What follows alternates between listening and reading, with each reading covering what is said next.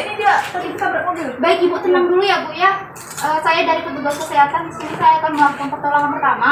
Baik, yang pertama itu kita perhatikan aman penolong, yaitu penolong menggunakan APD, yaitu handscoon dan juga masker. Kemudian aman lingkungan, setelah itu aman pasien. Setelah itu yang kedua kita cek kesadaran pasien dengan memanggil ibunya. Bu, tidak berespon, kita tepuk pundaknya tidak berespon. Kemudian jika tidak berespon, kita suruh warga untuk memanggil ambulan. Ibu, bisakah Ibu memanggil ambulan? Iya, bisa. Baik, yang ketiga itu kita lakukan pemeriksaan sirkulasi. Mana kita cek arteri, kita raba arteri karotisnya. Jika tidak teraba, kita lakukan RJP sebanyak 5 siklus dan juga 2 ventilasi. Kemudian kita lakukan pemeriksaan airway. Kita cek dulu apakah ada trauma servikal. Kita lihat dulu apakah ada trauma servikal. Kemudian kita buka jalan napasnya dengan menggunakan head chin lip. Setelah itu kita cek apakah ada hambatan jalan napasnya. Setelah itu kita lakukan pemeriksaan breathing dengan menggunakan metode loop, listen, and feel. Kita amati pergerakan dadanya, apakah simetris atau tidak. Setelah itu kita dengarkan suara napasnya. Setelah itu kita rasakan hembusan napasnya. Setelah itu kita melakukan pemeriksaan disability, yaitu pemeriksaan GCS, yang mana kita berikan rangsangan dulu kepada pasiennya. Kita lihat respon dari matanya, yaitu respon dari matanya tidak berespon. Kemudian kita lihat motoriknya tidak berespon. Jika matanya tidak berespon itu nilainya 1. Untuk motoriknya tidak berespon itu nilainya 1. Kemudian kita cek juga respon verbalnya, yaitu tidak berespon, yaitu nilainya 1. Setelah itu kita totalkan pemeriksaan GCS-nya menjadi 3. Setelah itu kita lakukan pemeriksaan pupil.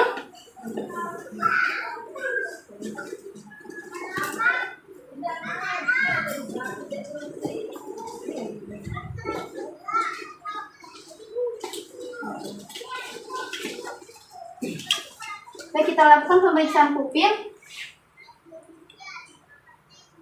dan hasilnya isopor. Kemudian kita lakukan pemeriksaan expressure. Kita lihat apakah ada pendarahan pada pasien. Jika kita lihat pendarahannya berada di lengan atas, jika ada pendarahan kita lakukan balut tekan.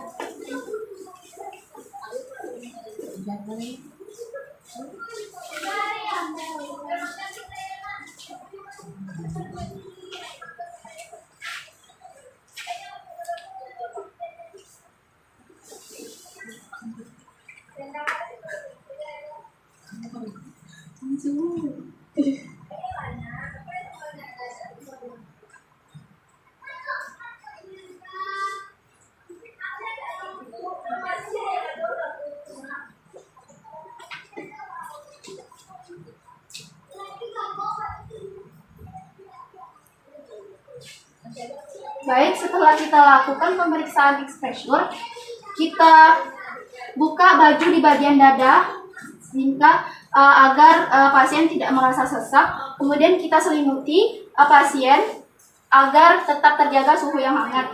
Ibu, bolehkah kainnya saya pinjam, Bu? Apakah Ibu memakai celana di dalam? Iya, boleh. Baik. Saya pinjam boleh ya, Bu ya? Baik, kita selimuti dulu.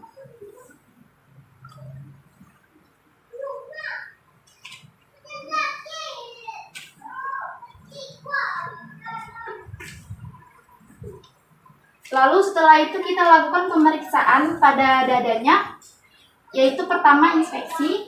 Kita lihat apakah ada pendarahan di dadanya.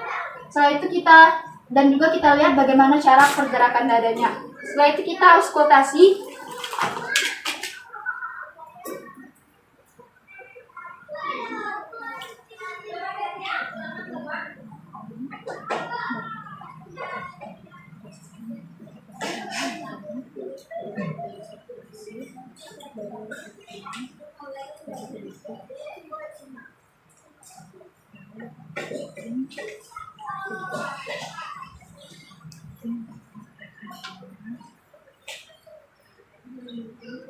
Abnormal, vesikuler, vesikuler, abnormal, abnormal, vesikuler.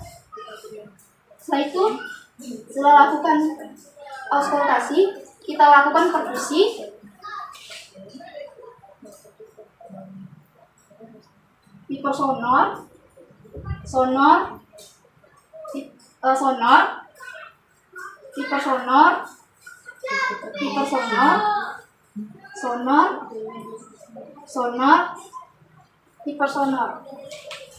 Setelah kita lakukan perfusi, kita raba dada pasien, tidak terasa prepitasi. Setelah itu kita selimuti pasien kembali.